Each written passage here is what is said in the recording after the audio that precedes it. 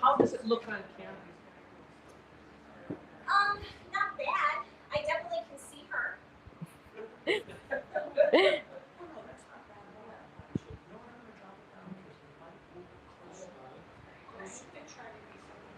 We're gonna zoom in. Thank you. They're gonna see the glare of that in their eyes.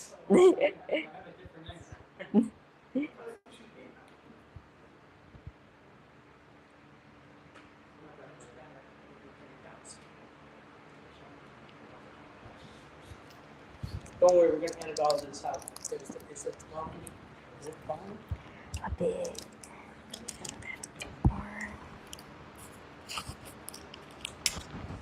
Let me try it.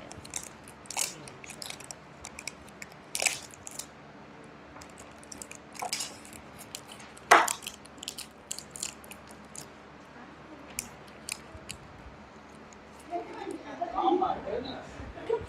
Here you go. Nice.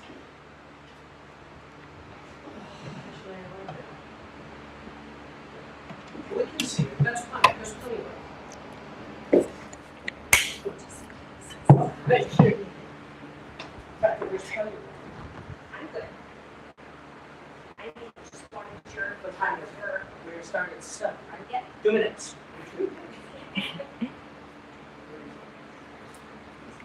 Oh, good. That's awesome. They can't hear. She can't hear fans. That's Awesome. good.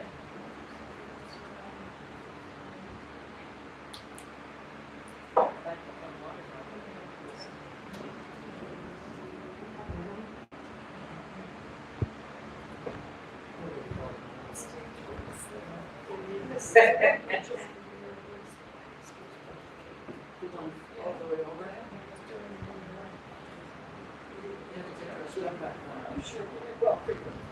Right? So, yeah, she married Abram, and that's Temperance, her and Nathaniel. Bought them and built a house on Main Street for her and that. Really? Yeah. So we there? If yes, if I have a question in the chat, just grab it. Okay.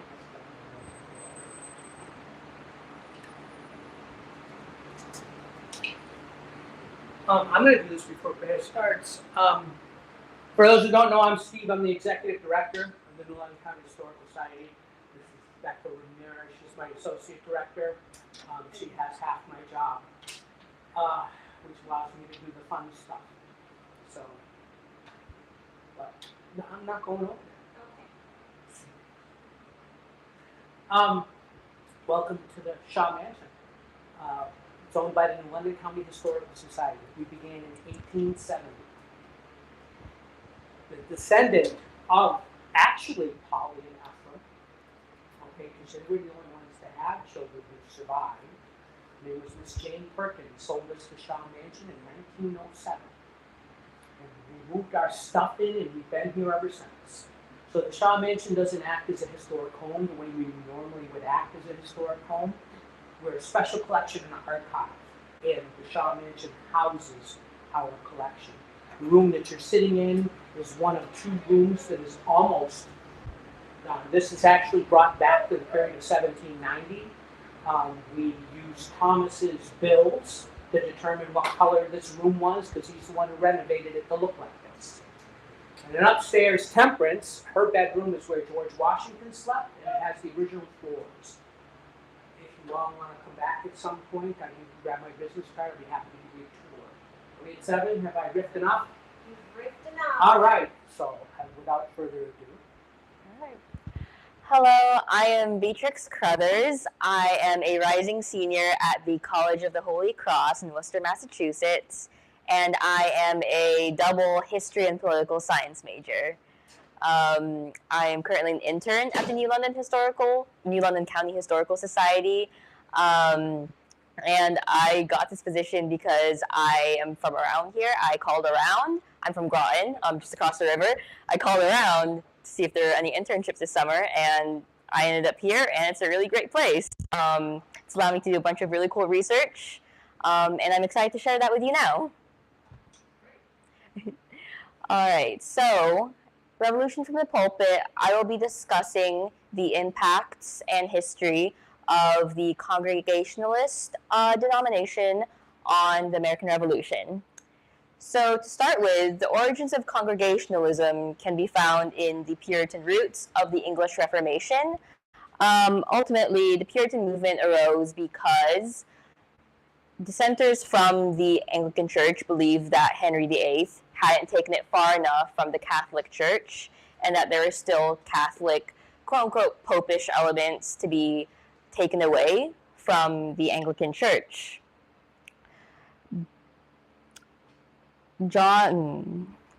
Despite this, there were efforts by Edward VI and his archbishops, especially the Archbishop of Canterbury at the time, to adopt more Calvinist thought from the continent, as opposed to the Lutheran Protestantism prominent in Germanic circles.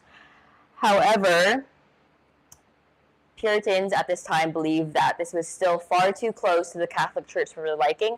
Not enough high church elements had been purged from the Anglican Church, high church being ritual and sometimes theology borrowed from the Catholic Church.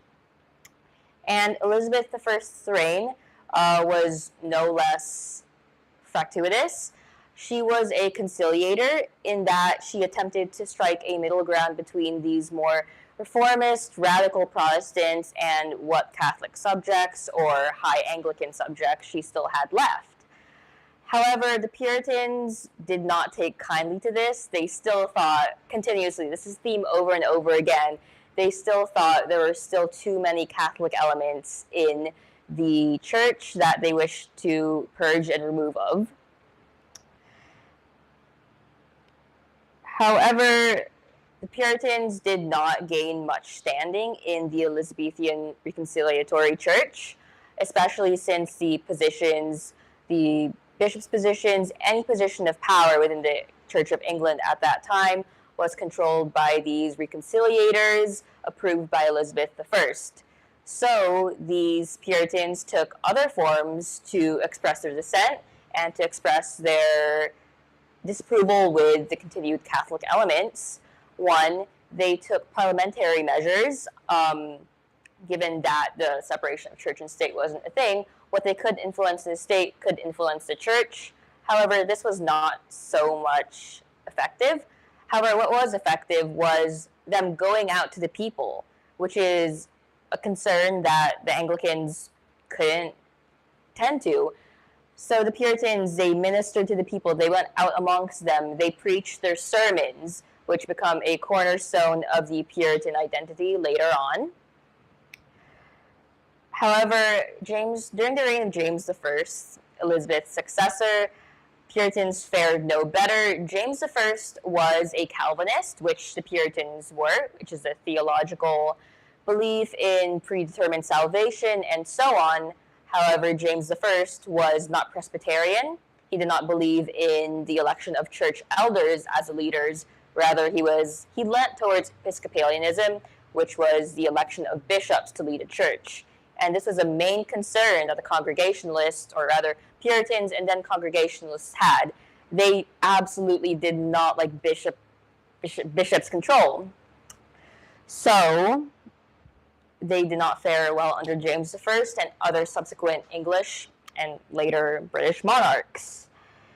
By the 1630s, Puritan theology had completely separated from anything of the Church of England.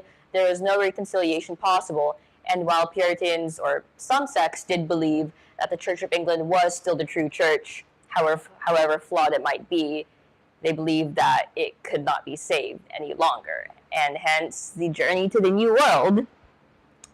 There were two main dissenting groups, actually, main dissenting Puritan groups that went to America. First was the Plymouth Colony, founded by the Pilgrims, or the Separatists. This was a far more radical group than would come later. They believed the Church of England to be totally irredeemable, and they were isolationists, and thus they faced greater persecution back in England due to these very radical reformist stances. The second group that followed around a decade later was the Massachusetts Bay Colony, initially established as more of a economical entrepreneurial venture, but with Puritans who came along with the venture. And these Puritans believed in church reform. They still believed in the authority of the church, not necessarily the Church of England, but they believed the Church of England could be redeemed, as where the separatist pilgrims could not. And these Puritans were internationalists, and they placed a great emphasis on ministry. So another thing to note that will become important for later, finances were not a primary reason for emigration to the New World. It was religion above all else. Both sects of Puritans believed that they were part of God's plans for predestined salvation. There was a religious motivation for them, and it carried on into the 18th century, as we'll see with Ephraim Woodbridge's sermons. Going forward, couple of decades from the 1630s to the Great Awakening, rather a century, the Great Awakening in the 1740s. This comes a major test of faith and cohesion for many Congregationalists, because only rarely prior to the Great Awakening did doctrine really embroil any churches in controversy, but this changed all that. There were two main groups in the Congregationalist experience of the Great Awakening. These were the New Lights, which were very pro-revival. They believed in the emotionalistic and deeply rooted spiritual connection rather than formalities to their faith. You know, Old Lights, they were very conservative and didn't want anything to do with these newfangled revivals. They weren't very big fans of them. An important thing to note is that the New Lights, very pro-revival, pro-change. Old Lights were very much conservative and believed in tradition and traditional values. Coming from the Great Awakening is another important part of Congregationalist thought, and a strain of thought that appears in Woodbridge's sermons. Samuel Hopkins was a prominent New Light theologian, or a prominent New Divinity theologian, which was a wing of the Great Awakening. He believed in this sense of, quote unquote, willing to be damned for the glory of God, and disinterested benevolence. Disinterested in the fact that one's self-interest, one's worldly matters were below the community, were below the communal good, were below God's own ultimate good. Hopkins developed this strain of thought from seeing the over entrepreneurialism of New England. There was too much focus on material wealth, on material gain, on material goods, because New England, it was a mercantile region. It was fueled by the trade of these goods, by the accumulation of wealth. And Samuel Hopkins, he railed against this. He found it absolutely sinful and needed great change. But also, the Great Awakening was ultimately a time of going against the established structure and giving people the confidence to do so, in that their actions were blessed by God. It was in the spirit of God's will, of his ministry, that they were doing these things, and thus their greater confidence to rebel against established structures of authority was increased. Going into Connecticut Congregationalism in specific, I'll be talking about the large aspects of it, but also the daily aspects that would have influenced Woodbridge's life and sermons, as well as those of his congregation. So firstly, in the meeting house, the center of worship every Sunday Sabbath was the sermon, and it did receive a abbreviation later on in the 18th century,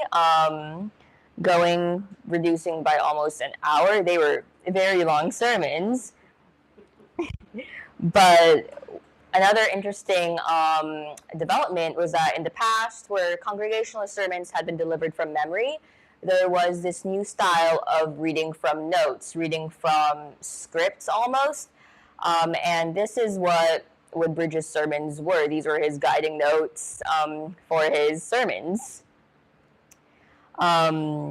Interestingly, sermons were directed towards specific members of the congregation, women, youth, children, the rich, but also towards specific events and instances, such as the rising British tensions, or election days, or any day of note, natural disasters, calamities. These would all be addressed by occasional sermons for special occasions. But as tensions with Britain rose, these elements, these messages, eventually went into the regular Sunday sermons, as we'll see in Woodbridge's sermons. Who was that from Woodbridge? From Woodbridge, I will get to it. I will get to it eventually. And the Puritans, as a side note, they introduced a specific type of sermon called the Jeremiah sermon, based on the Lamentations of Jeremiah from the Old Testament. It was essentially a rhetorical convention to criticize the excesses of whatever current era they were in, and to call for a return to God and a ceasing of whatever sinfulness had brought about such a terrible time.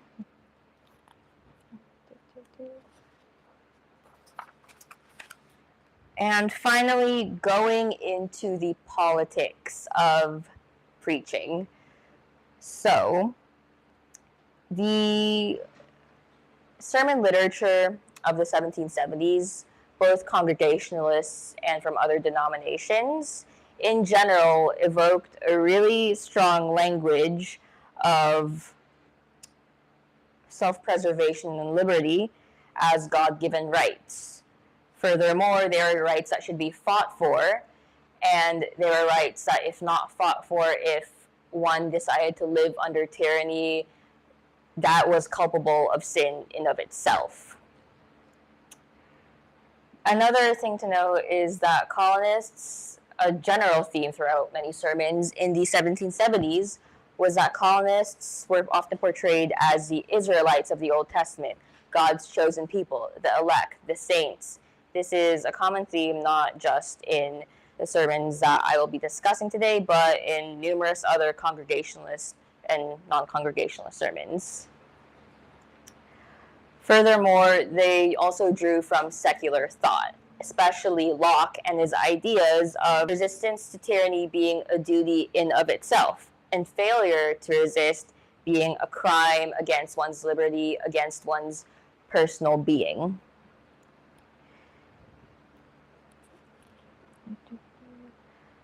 Ultimately, finally, for society,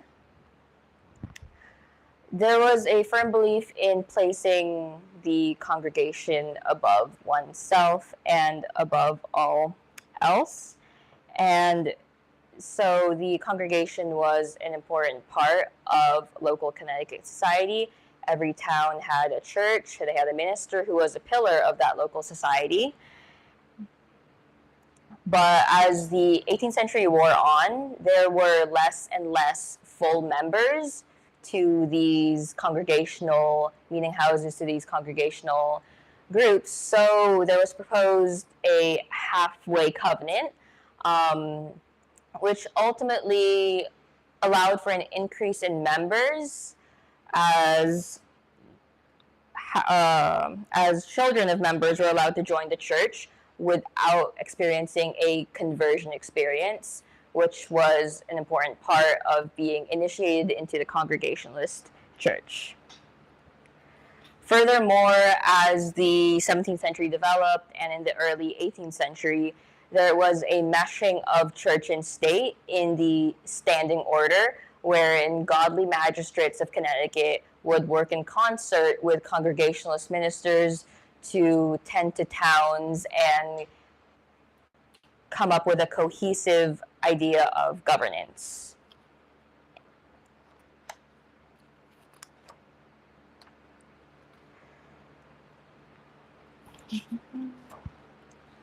Going now to New London and its history, John Winthrop, one of the governors of the Massachusetts Bay Colony, his son, John Winthrop Jr., was the founder of New London, as he received a land grant from 3 separate colonies, New York, Connecticut, and Massachusetts. It was a very contested area around that early time, for the Pequot Plantation that would later become known as New London at the mouth of the Thames River. However, just a few decades after this, in 1670, there would come the Rogerines. These were not part of the Great Awakening of itself, but they were a notable religious element in New London around the time of Woodbridge's ministry and Mather Byles' ministry, as Steve mentioned. So, the Rogerines got their start in New London in the 1970s with John Rogers. He was from a very upstanding Congregational Connecticut family, but he was eventually converted, in a sense, to Baptists from Baptists from Rhode Island. Again, Rhode Island, where everyone went who didn't agree with Massachusetts. Ultimately, John Rogers and the Rogerines, they opposed clerical authority extremely. They opposed placing scripture. They placed scripture over tradition, and they opposed placing tradition over scripture. They opposed the Sabbath, as they claimed that it was not in the Old Testament or the New Testament, and they rejected state-supported religion and ministerial salaries, which were another thing. Ministers were paid by their congregation. And Rogerines, they rejected the Standing Order of Connecticut. The Rogerines were active throughout these decades, but it came to a head for our purposes with Mather Byles. He was a Congregationalist minister from a prominent Puritan Bostonian family. His ancestor was Cotton Mathers, a prominent Puritan theologian. He was just very established in the Bostonian religious life of that time. But he went down to New London to become the minister of the First Congregationalist Church here. And for all intents and purposes, he was received warmly by his congregation. He made many connections with the local elite. However, what really set him over the edge were the Rogerines. They would go to his house and harass him on account of purely him being a Congregationalist minister and the Rogerines being inherently opposed to the Congregationalist way of life, of thought, of organization. They would go to his house and harass him and just heckle him. They would go to the meeting house and heckle him during sermons. And on the way in between those two, the Rogerines would also continue to harass him. So it's no wonder, and in addition to another few things, Mather Byles, he resigned his ministerial post on account of the Rogerine issue, but also his growing affinity towards the Anglican Church. Again, a son of Puritan ministers from a very prominent Puritan family, he goes to be Episcopalian, and he receives a call to be the minister of an Episcopalian church in Boston. What could possibly cause that? Well, according to Mather Byles, he said that the stability and order of the Anglican Church is what attracted him most. Again, we've established that the religious landscape in Connecticut, and especially New London, was especially tumultuous during the 18th century. Not just Rogerines, but there are also very radical elements of the Great Awakening that preached here, one being James Davenport in the 1740s and his Bonfire of Vanities, where he set a bonfire in the middle of New London and urged the residents to throw their worldly possessions into it, for fear of sin, for fear of vanity. It was just a very tumultuous time, and this incident with Mather Byles, just brought it to a head. And this was also part of a concerted Anglican effort to recruit congregational ministers into the Episcopalian Church. It is in this context that we finally get to Ephraim Woodbridge.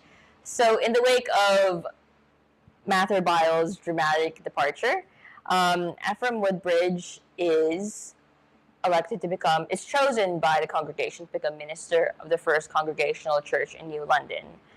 But first of all, who was Ephraim Woodbridge?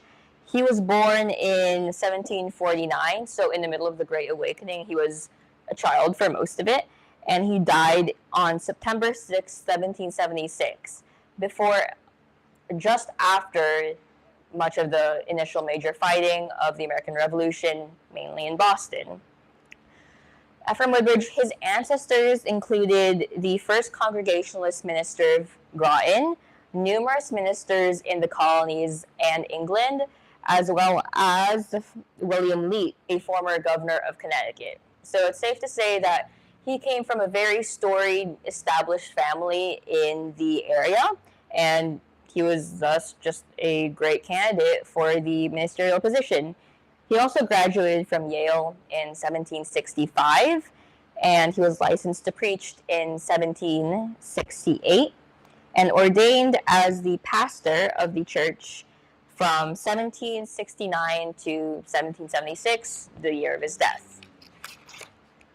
He married Mary Shaw, the daughter of the prominent Shaw family of this mansion, in 1769, 15 days after his ordination, so it was a very quick marriage. He was described as a New Light, again, the pro-change, pro-revival wing of the Congregationalists, as well as a Hopkintonian, the very people who were rooted in spirituality above the material earthly world. This comes through in his sermons. And as to his actual ministry, he was unpopular for some reasons. He was very selective with his admittance into his congregation on account that he did not believe in the halfway covenant. He believed that you had to have a conversion experience, a real experience with the faith and coming to the light of God to even be admitted as a full member into his ministry, into his church. To this end, only 5 male members, full members of the congregation, were alive at the time of his death, which I am not sure if that's a lot or a little, but that seems quite a little to me. Ultimately, he died just before the events of the Revolution, so he did not have the chance to write sermons on most of it, but from what we have, it's very interesting. So, starting in the chronological order as best I can, I will be going over his sermon from July 1772, Ephesians. I will be reading the line that he quotes from Scripture and expounding upon it. So from July 1772, he states, Ephesians 6:4, "And ye fathers, provoke not your children to wrath, but bring them up in your nurture and admonition." Ultimately, in this sermon, he expounds on the mutual duties of parents and children to each other, as well as servants and masters to one another. And he bids parents and masters not to provoke their children unduly to wrath by actions that just are deemed unnecessary. This is interesting, especially given the parental connotations of the colonies to the British mother colony. And this is in 1772, before many of the major events of the Revolution, but fully between the French and Indian Wars and the Revolution, when British overreach was becoming intolerable to the colonists. And any pertinent and concurring events to July 1772 would be the Gaspee Affair, interestingly, in Providence, Rhode Island, wherein patriots seized a British custom ship and ran it aground and burned it. And this was a major event in New England, and it was just a show of American resistance towards British tyranny, which Woodbridge may or may not have believed to have been justified. Likewise, there is Matthew from December 1772. Matthew 6:24, no man can serve two masters, for either he will hate the one and love the other, or else he will hold on to one and despise the other. You cannot serve God and mammon, mammon being the personification of wealth in this sermon. Ultimately, in the sermon, Woodbridge condemns the worldly emphasis on wealth over God and his will. An interesting position to take, given that his in-laws, the Shaws, were very prominent wealthy merchants. I wonder how that went over with them. He still moved in the house. They bought him a house with their merchant money, which is an interesting stance to take. But this is a reflection of his Hopkintonian views, again, the material being condemned and the spiritual being favored. And this is also this theme of putting spiritual salvation over worldly riches will lead into his revolutionary thought. Skipping almost 3 years, we go to January 1775, Corinthians. 2 Corinthians 4:15, for all things are for your sakes, that the abundant grace might through the thanksgiving of many rebound to the glory of God.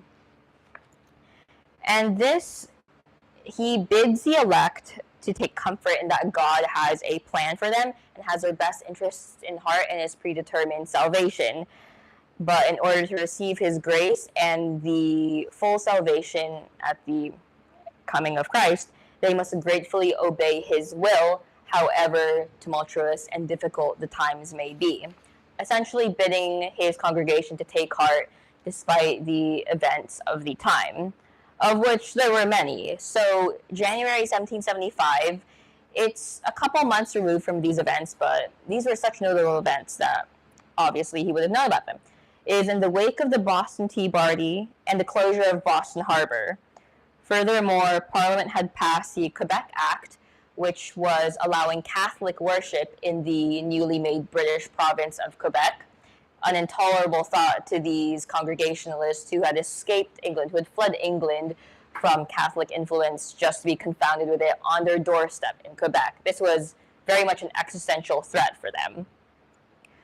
And furthermore, there was the organization of Connecticut militias during the previous year of 1774.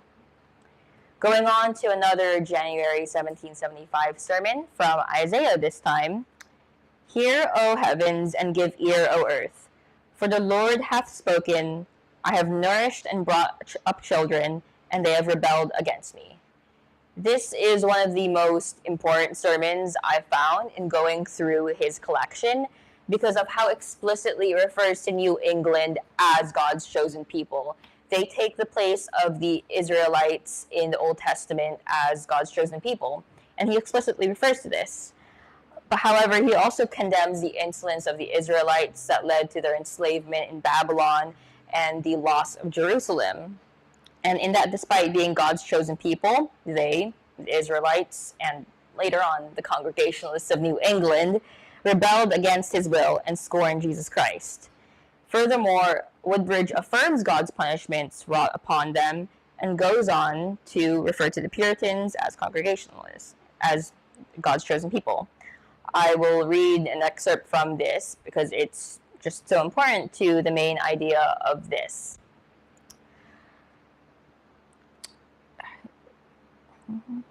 Let us now make the application to ourselves.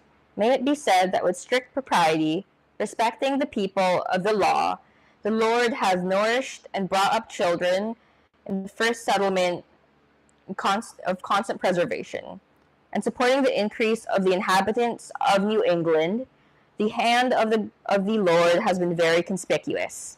It is remarkable that several repeated, although for the establishing a colony in Massachusetts Bay, upon worldly views proved abortive, and although undertaken by persons of distinction and fortune, They were disheartened at the difficulties they had to encounter in the wilderness. However, the Puritans prevailed in establishing their city upon a hill in Massachusetts Bay Colony. And the passage goes on to expound on the blessings that the Puritans have received or had received in being God's chosen people. Their venture succeeded. Their numbers multiplied. They found prosperity and peace in New England in the resulting decades. And this ends on a relative high note. And likewise, there are notable concurrent events.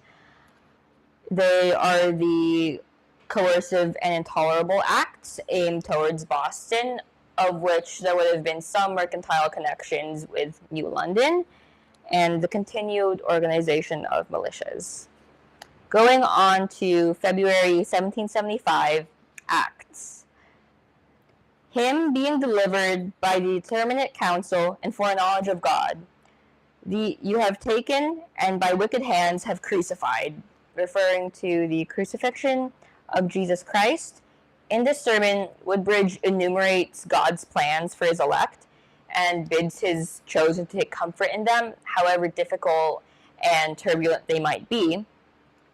But even if they fail to honor God's will, even if they fail to follow his call, the future is predetermined by God, and that the elect will still be saved. Furthermore, this delves into the strains of free thought that Woodbridge shows in his sermons. Again, predetermined salvation being a main Calvinist belief, but Woodbridge takes two very interesting logical conclusions with it. So ultimately, God created a plan for salvation that he knew would be facilitated by the natures and wickedness of men. However, there are two strains. God is knowing, but he cannot stop humans from doing these acts, or his plans will always prevail in spite of human sin. In either case, though my interpretation may be wrong, Woodbridge alludes to humans having the free will to sin and stray from God's path. However, their actions have no effect on God's plans. Regardless, true believers, or the elect, should strive to honor God regardless of if these plans, or if their sins affect these plans or not, because they're in fact true believers. Now, this theme of honoring God's name regardless of what one does is a theme in the closing sermon that I will be mentioning. But for now, we will be going over March 1775 Psalms. It essentially condemns external displays of religion and a overt focus on the temporal world.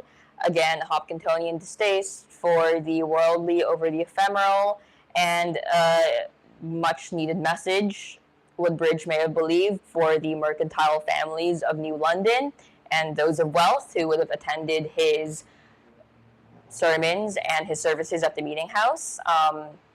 Congregationalism being the reserve of the elite of Connecticut, the well-connected, the wealthy, the influential. However, there is also some undated sermons that I would like to go over. For one, there is a sermon concerning Luke 13, verses 6 to 9, wherein Woodbridge states that God grants his chosen people advantages and clemency. Even so, they falter in this and sin. God's power is absolute and will protect his elect even if their faith is firm. Also, Woodbridge goes on to the parable of the fig tree, wherein a vineyard owner wishes to cut down an unfruitful fig tree. However, the gardener pleads with him to give it one more season, one more chance. This is most certainly alluding to God, the hope that God will give New England another chance despite their wickedness and sinfulness, and straying from the values of their Puritan forebears that initially brought them such great esteem from God and the covenant. And furthermore, there are interesting allusions to scripture that I would like to note. Some excerpts being, a true believer has no evil to fear. and we are safe under the wings of his protection, and the 10,000 rise up against us, we need not fear. The 10,000 being a possible reference to Psalms 3:9. I will not be afraid of 10,000s of people that have set themselves against me round about. Again, a call to take faith and take heart despite the tremendous difficulties on the horizon. Likewise, there is an undated sermon, I believe, though I tend to place it around 1775. In it essentially God says that to petition God in regard to such worldly matters such as taxes or the closure of ports for one's own sake is a reprehensible use of God's covenant with the Puritans and Congregationalists of New England. Likewise, reprehensible is the misuse of the advantages that their covenant with God has afforded them. Like, they have been granted so many benefits and boons.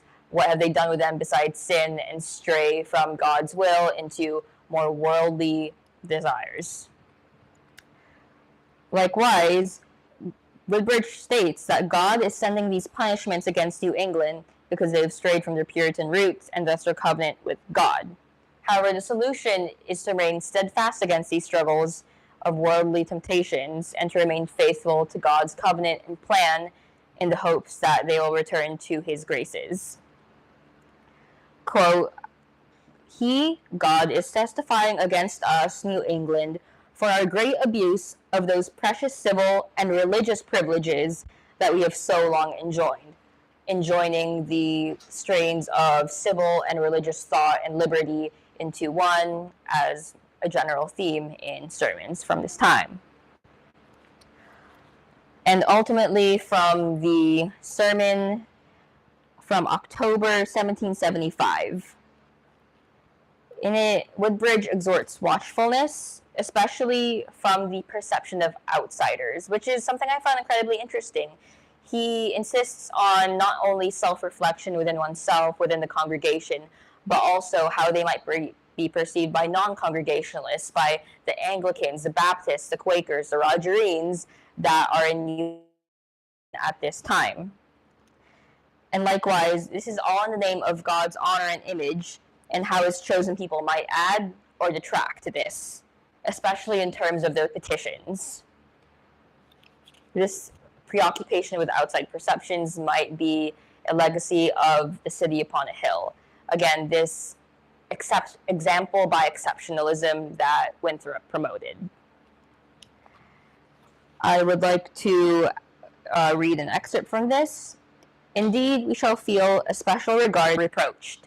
It's a very self-aware sort of sermon.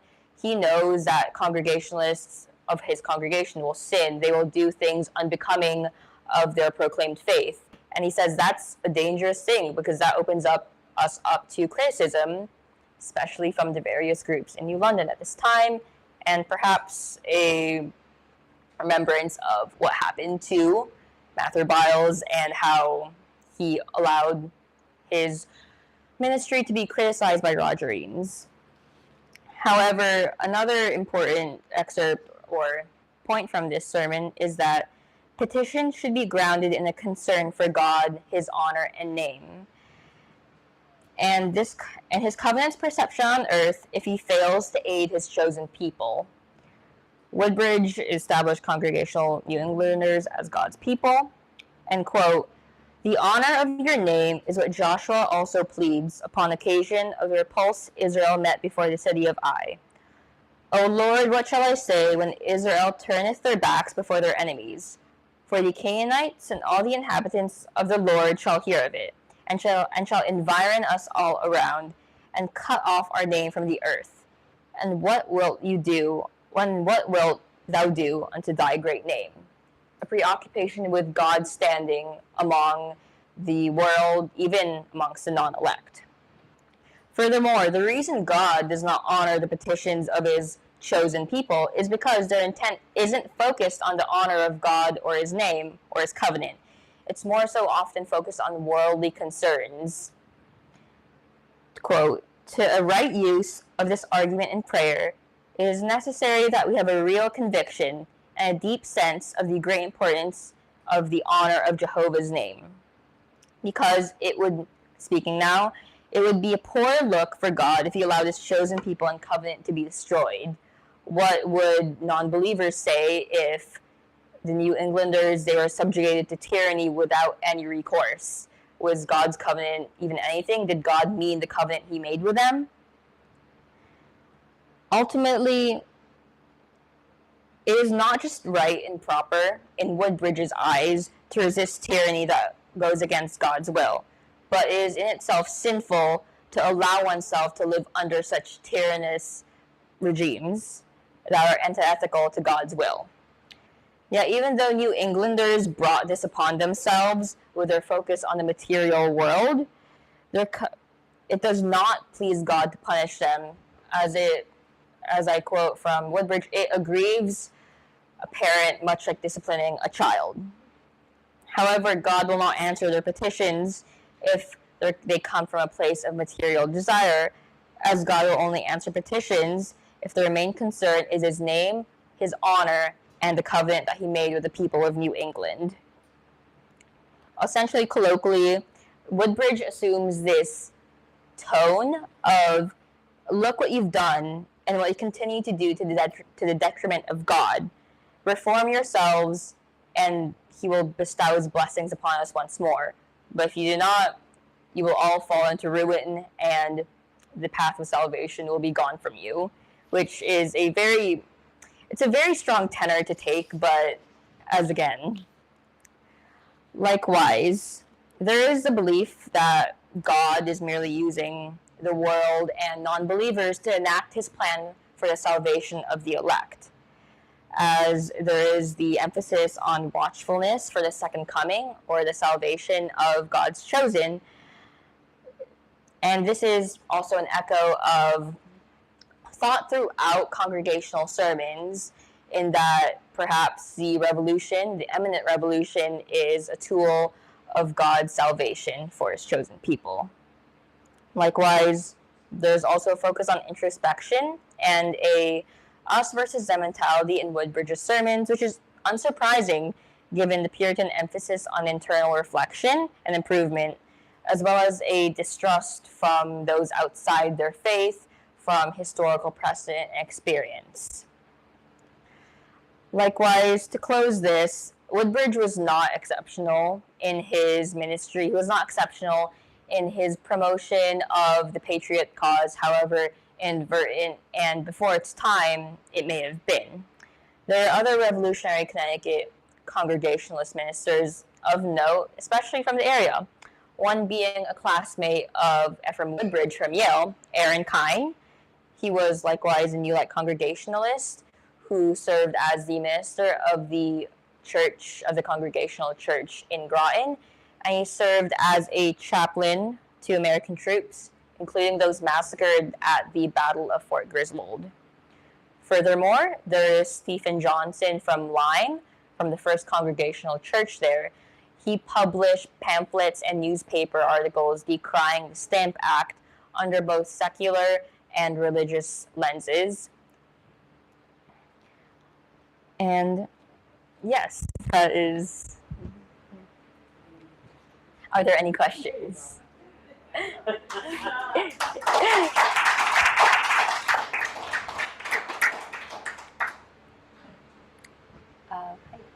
were only 5 male members, could other people come if they weren't members, or who was listening to these sermons? So we're going to repeat the question. If there were only 5 male members, were other people allowed to come to hear the sermons? Well, I don't have a direct answer for you on that, but I do have examples of non-congregationalists attending these sermons. The Rogerines were able to put themselves in the meeting house pretty easily, but then again, they're the Rogerines. But also, there's the example of Mather Byles. After his conversion, or after his proclamation to Episcopalianism, his boat to Boston was delayed, and so he offered to preach another sermon for his former congregation. They declined his offer, but he still went to the service and sat, quote unquote, sullenly in the seat watching his former congregation.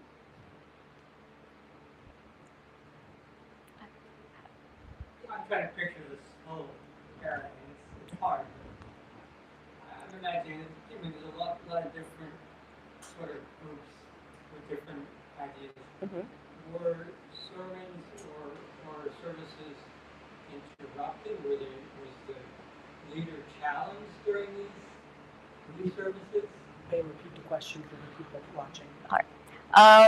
So given sorry for paraphrasing your question a bit here, but given the many faiths at this time, were there any instances of people interrupting sermons or services? Absolutely. Like the Rogerines, they made it a point of their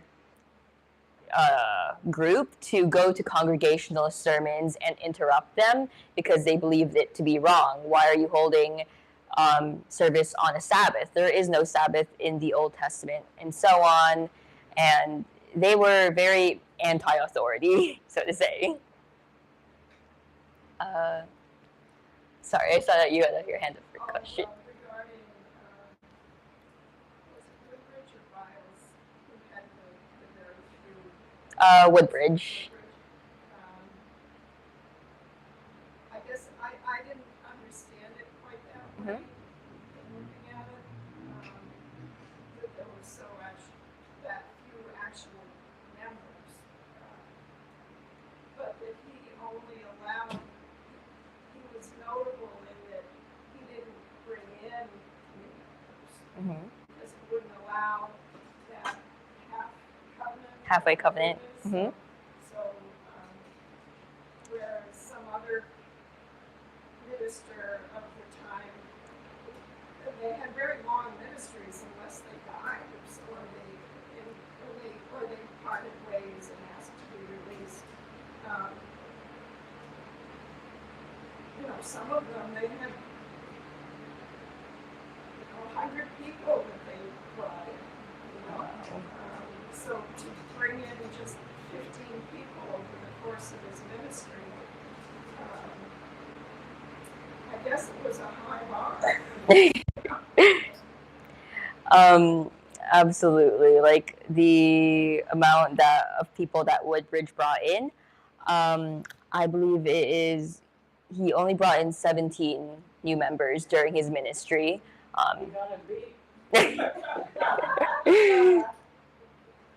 But yes. And they said that Woodbridge was his new light? He was a new light, yes. Which is interesting given his status from a very prominent Connecticut ministerial family, because New Lights were more associated with the working, like, mercantile class, less so of a higher status, more rural, less educated, which is interesting that Woodbridge affiliated himself with this movement. Is it the Historic Society that has these records? Yes. Oh, that's neat. The sermons are in our collection. Any other questions? I'm going to say a few things, but Bea, thank you so much for all the work. Oh, the microphone.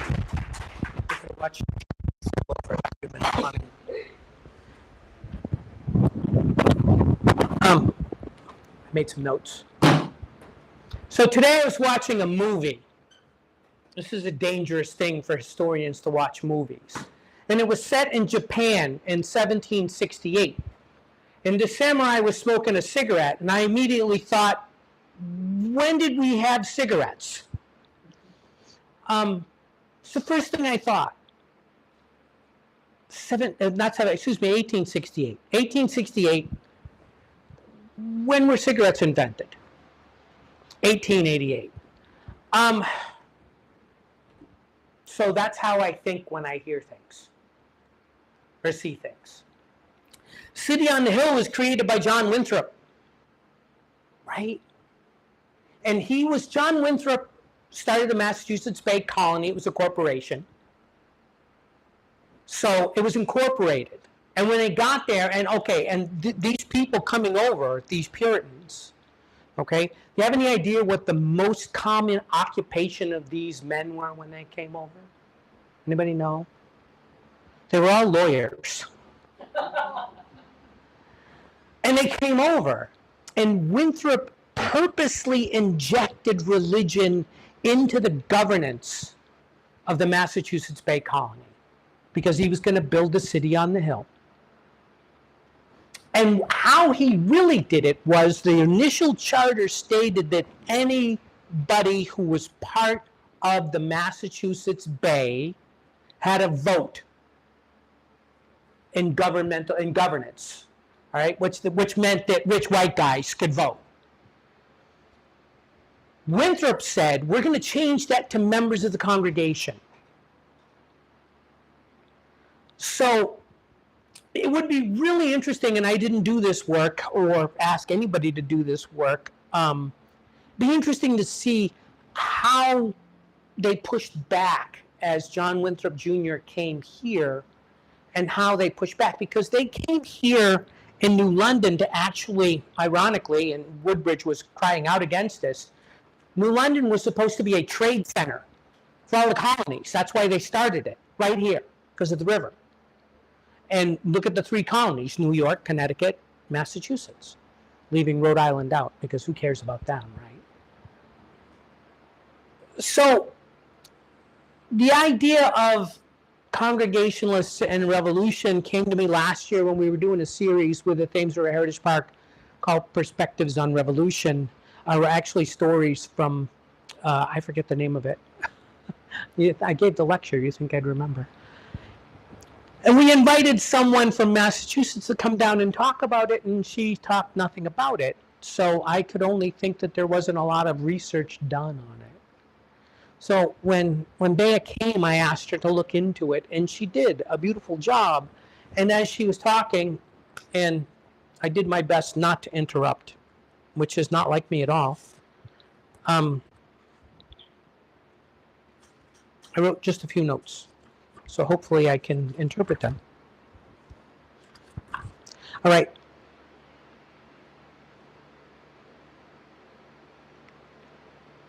So Francis Calkins wrote that religious attendance in New London in and of itself was down across the board.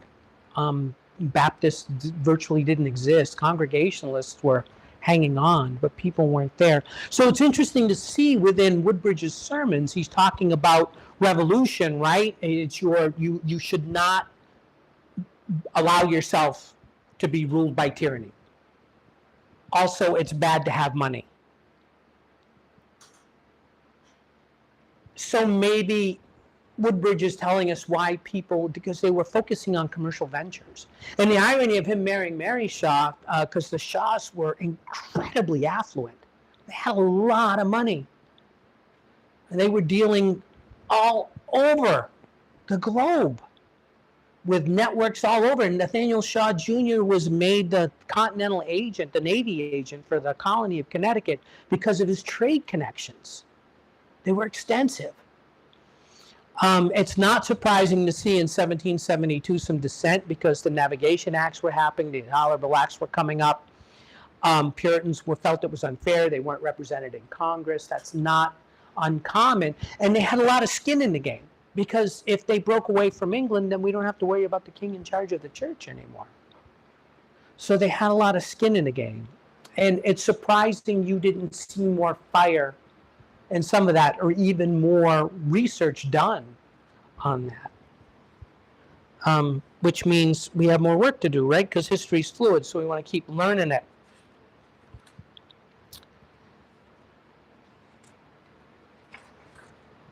Okay, Gaspee incident, right? We talked about the Gaspee incident.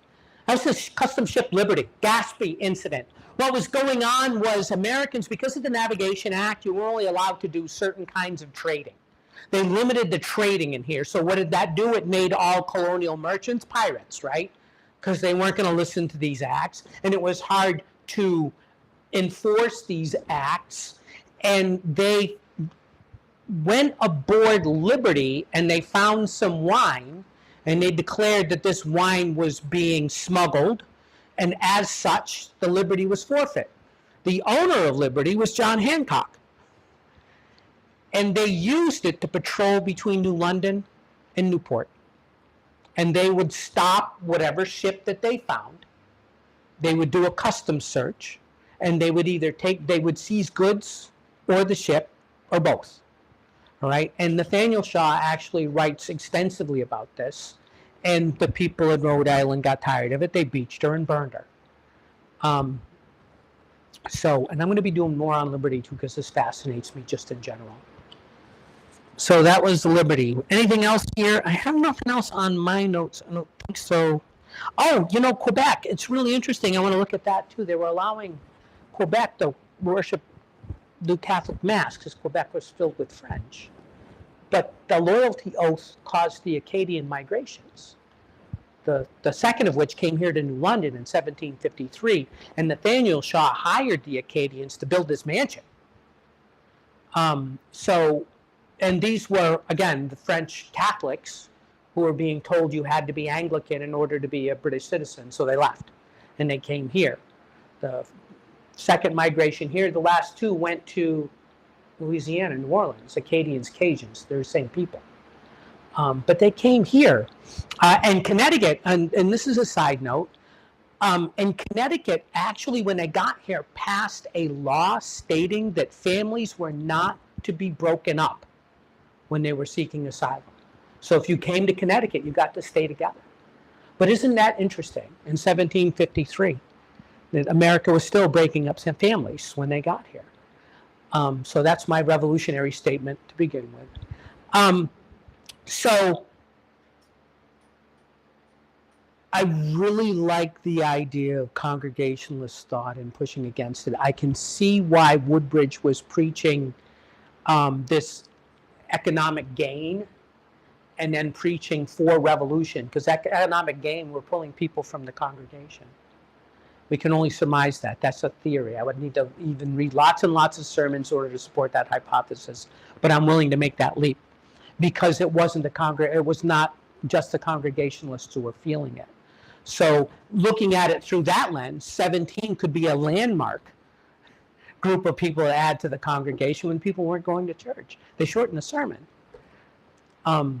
So, think about that kind of idea as well as we do this. So, yeah. So the next one you get to hear is me talking about Benedict Arnold on the 12th of September, not the 6th of September when it should be, for two reasons. One, it's my birthday, and B, it's when Arnold burned New London and Ephraim Woodbridge died. On a side note, Ephraim Woodbridge stood in this room. He was in this room where you are. He was here, probably lots of times. Does anybody have any questions for me? Just say the big celebration in Rhode Island every year about the Gatsby. Yeah. Big parade, and it's like a really big deal. Yep. So just like that. So like us burning Benedict Arnold in effigy, right? Leffingwell House already asked for his sword because they put it on display when they do their event. So I got to give him his sword because we have his sword. So yeah, it's the 12th of December. 12th of September. It's 3 o'clock prior to the burning. I'm going to talk about Benedict Arnold and actually about the man and give you a few reasons on why he made choices that he made. Not condoning the choices that he made, but talking about why. And then you can go watch Flock Theater burn him. They're going to be starting over at the Social, if you'd like. And then after that is the Thames River Cruise on the 17th of October. We get on the Cross Sound Ferry, the Block Island Ferry, the Cecilia Ann. The jovial crew comes on board, sings the sea shanties, and we steam as far up the Thames as the captain deems safe. And then he turns around and comes back. It's the second week of October, so the color's generally really, really good. We go rain or shine because it's an enclosed ferry. We had so many people last year. We're capping it at 300 because we don't think the boat will take more. It seats 600, but 600 people would be a very uncomfortable cruise. So we're going to cap it at 300. We don't want to have people like sardines. We want people to be able to move around. Okay. So, and then after that, the 11th of December is Santa at the Shaw, those are events we're doing. Flock is going to do another play in the parlor. Keep an eye out for that. That's happening in November. And the New London Lyric Opera is going to do an opera about John and Abigail Adams' letters, and they're doing that here as well. So check our website and sign up for our newsletter to get more information on that. And there are other new and exciting things happening here. So thanks for coming in, filling the room, and thank you for supporting our summer program. You folks were wonderful. We appreciate your donation. Thank you so, so much. We had 80 kids here. We managed to pull together $14,000 to support that. It paid insurance and supplies and educators. Beo was one of our educators. And we had, and the exhibit that they did is still up. So please, when I'm done here, go in the other room and you can see the exhibit we installed. They were great. We're excited. We did this for 7 years, and the goal was to take children from marginalized communities and low economic income families and introduce them to humanities. Because when I was growing up and when you were growing up, we taught white people history. When I became a tour guide on USS Constitution in 1987, we learned back then that if you're talking about people who look like them, who look like your audience, people pay attention. So we knew back then in public history that we needed to learn more history. We needed to do bottom-up history, which is what we're doing here now.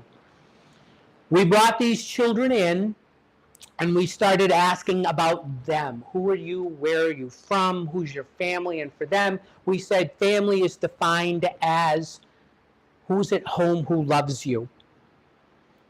Now, these kids sat in this room the first time, and I said, who doesn't want to be here? And a young man raised his hand right up. His name was Jamal.